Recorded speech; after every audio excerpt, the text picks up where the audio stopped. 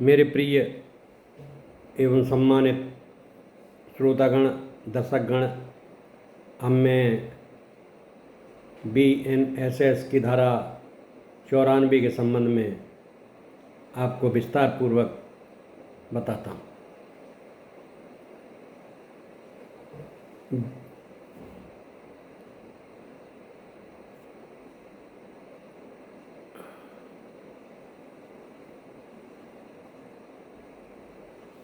भारतीय नागरिक सुरक्षा संहिता 2023 की धारा 94 ये बताती है कि कार्रवाई, सम्मन, तलाशी आदि इसमें शामिल है। BNSS की धारा 94 के अध्याय process to compel the production of things, वस्तुओं की प्रस्तुति के लिए प्रक्रिया के अंतर्गत आती है। इसकी प्रमुख विशेषताएं निम्नलिखित हैं। 94(1) धारा 94(1) यदि कोई न्यायालय या पुलिस अधिकारी यह सोचता है कि किसी व्यक्ति के पास कोई दस्तावेज, इलेक्ट्रॉनिक संचार, मोबाइल, कंप्यूटर आदि अन्य वस्तु है तो जांच, परीक्षण या अन्य कार्रवाई के लिए आवश्यक हो सकती है, तो वह लिखित आदेश, सम्मन या अन्य आदेश जारी कर सकता है और वह उस वस्तु को प्रस्तुत करे। पहले ये आदेश जो जांच अधिकारी वो करता है, यह आदेश भौतिक रूप से या इलेक्ट्रॉनिक रूप से हो सकता है। ये आदेश जो जांच अधिकारी करता है कि अगर आपके पास कोई भी सामान है मुकदमे से संबंधित तो आप प्रस्तुत करें, चाहे वो मोबाइल हो, चाहे इलेक्ट्रॉनिक और कोई सामान हो। धारा 94(2) उस व्यक्ति को केवल उस वस्तु को पेश करने की आवश्यकता है, यानी उसे व्यक्तिगत रूप से हाजिर होने की ज़रूरत नहीं है। यदि वह वस्तु वास्तव में पेश कर देता है, उदाहरण भेज देता है, तो उसे आदेश का पालन माना जाएगा। कहने का तात्पर्य ये है, अगर कोई भी वस्तु अगर उसके पास है मुकदमे से संबंधित, तो वो अपने वकील के माध्यम से अदालत में जमा करा देता है, तो वो कार्रवाई पूरी मानी जाएगी। उसका जाना वहाँ आवश्यक नहीं, अदालत में जाना उसका जो है वो नहीं, आवश्यक नहीं।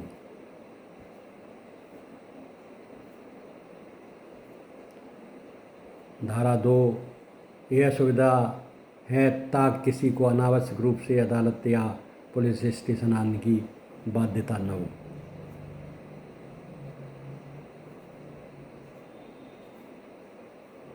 धारा 94(3) यह अधिसूचित करती है कि धारा 94 के कुछ मामले पर लागू नहीं होती, जैसे कि भारतीय साक्ष्य अधिनियम की धारा 129 और 130 या बैंकर्स बुक साक्ष्य अधिनियम 1891, और यह डाक विभाग की हिरासत में दस्तावेज, पत्र, पार्सल आदि पर लागू नहीं होती।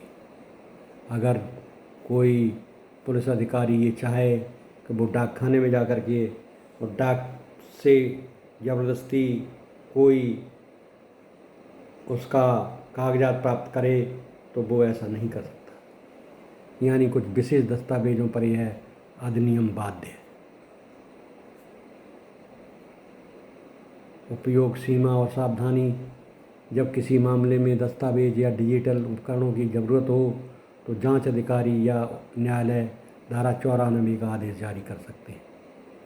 यदि आदेश का पालन नहीं किया जाए तो उसकी कानूनी कार्रवाई हो सकती है।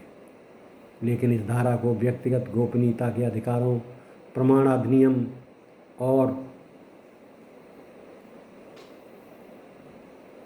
अन्य कानून में संतुलित करना बहुत ज़रूरी है।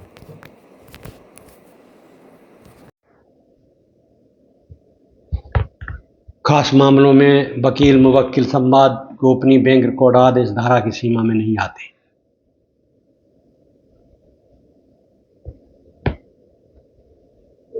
अब मैं इसका विस्तार पूर्वक वर्णन करता हूँ। BNSS की धारा 94 का उद्देश्य यह है किसी न्यायिक मजिस्ट्रेट को यह विश्वास करने का युक्त संगत आधार हो किसी स्थान पर चोरी का माल, जाली दस्तावेज या अन्य वस्तुएं जो अपराध से जुड़ी हों छिपा कर रखी गई तो वह उस स्थान की तलाशी के लिए वारंट जारी कर सकता है। धारा 94 यह वारंट किसी ऐसे स्थान के लिए जारी किया जा सकता है जो मजिस्ट्रेट के अधिकार क्षेत्र में हो। वारंट जारी करने का आधार जब मजिस्ट्रेट को यह संतोषजनक लगे कि वहाँ अपराध से संबंधित सामग्री छुपी हुई है तो तलाशी लेने वाला अधिकारी पुलिस अधिकारी को वह वारंट सौंपा जाएगा जो तलाशी करेगा। तलाशी की प्रक्रिया तलाशी के समय स्थानीय गवाहों की उपस्थिति में तलाशी ली जाती है। तलाशी प्राप्त वस्तुओं को जब्त किया जाता है। उस वस्तु की सूची बनाकर उसे न्यायालय में प्रस्तुत किया जाता है। कानूनी उद्देश्य इस धारा का मुख्य कानूनी उद्देश्य अपराध की जांच के लिए आवश्यक सामग्री को सुरक्षित रूप से न्यायालय तक लाना होता है। व्यक्तिगत तलाशी नहीं, यह धारा मुख्यतः स्थान की तलाशी के लिए है, न कि व्यक्ति की। कानून का नाम दंड प्रक्रिया संहिता 1973, BNSS 2023 भारतीय नागरिक सुरक्षा संहिता। शब्दावली है पुलिस ऑफिसर सर्च वारंट, ये CRPC में दी गई है और BNSS में अधिक स्पष्ट और शब्द और आधुनिक प्रारूप में दिए गए। उद्देश्य है CRPC में चोरी या अपराध से संबंधित वस्तुओं की खोज और BNSS में समान लेकिन डिजिटल इलेक्ट्रॉनिक वस्तुओं को भी शामिल किया गया है। BNSS में इलेक्ट्रॉनिक रिकॉर्ड और डिजिटल एविडेंस की तलाशी का भी उल्लेख है। तकनीकी प्रावधान CRPC में सीमित हैं। धारा 94 से संबंधित प्रमुख लॉ केस हैं। नंबर 1 state of Maharashtra versus Natwarlal Damodar Das Soni 1980 AIR 593। सिद्धांत तलाशी का उद्देश्य जांच के लिए आवश्यक वस्तुओं को प्राप्त करना है। तलाशी के दौरान वैध प्रक्रिया अपनाना अनिवार्य है। अगर कोई पुलिस अधिकारी तलाशी लेता है तो उसको जांच की प्रक्रिया को अपनाना बहुत आवश्यक है।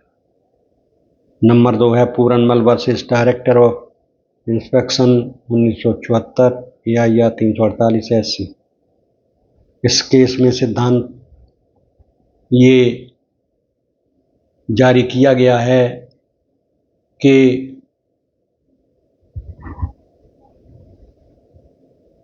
यह तलाशी कानूनी रूप से ली गई है तो प्राप्त साक्ष्य एविडेंस न्यायालय में मान्य होगा। नंबर 3 Karnataka Kharak Singh versus state of UP 1963 AIR 1295 SC। सिद्धांत व्यक्ति की निजता का उल्लंघन तभी स्वीकार्य है जब वह कानून के तहत और वैध उद्देश्य हो। Number 4 director registrar and collector versus Canara bank 2005 SCC 496। सिद्धांत तलाशी के दौरान तलाशी और जब्ती के अधिकार का प्रयोग संविधान के अनुच्छेद 21 के तहत व्यक्ति की स्वतंत्रता और निजता का सम्मान करते हुए किया जाना चाहिए। सारांश है BNSS की धारा 94 का एक महत्वपूर्ण प्रक्रिया संबंधी प्रावधान है जो अपराध से जुड़ी वस्तुओं की खोज और जब्ती के लिए मजिस्ट्रेट के आदेश के तहत छापा सर्च लेने की अनुमति देती। इसका उद्देश्य है कि अपराध की जांच को सुचारू, प्रामाणिक और निष्पक्ष बनाना। धारा 94 ये अधिकार देती है पुलिस अधिकारी को वो वैध रूप से जांच करे, घर में सर्च वारंट से के द्वारा जाए और घर की तलाशी ले। जो सामान मुकदमे से संबंधित निकलता है उसको वो साक्ष्य संकलन करे और न्यायालय में दाखिल करे। किसी के घर में जा कर के तोड़ फोड़ करना या कुछ गलत व्यवहार करना, अमानवीय व्यवहार करना पुलिस अधिकारी के लिए स्वयं एक दंड बन सकता है। इसलिए कोई भी पुलिस अधिकारी ऐसा काम BNSS की धारा 94 के अंतर्गत नहीं करता है। धन्यवाद। अब मैंने आपको धारा 94 BNSS के बारे में विस्तार पूर्वक बताया एवं इसके केस लॉ भी आपको समझा दिए। आशा है आप लोग समझ गए होंगे। अब मैं अगले वीडियो में आपसे फिर मुलाकात होगी। तब तक एडवोकेट KB सिंह आपसे विदा लेता है। धन्यवाद।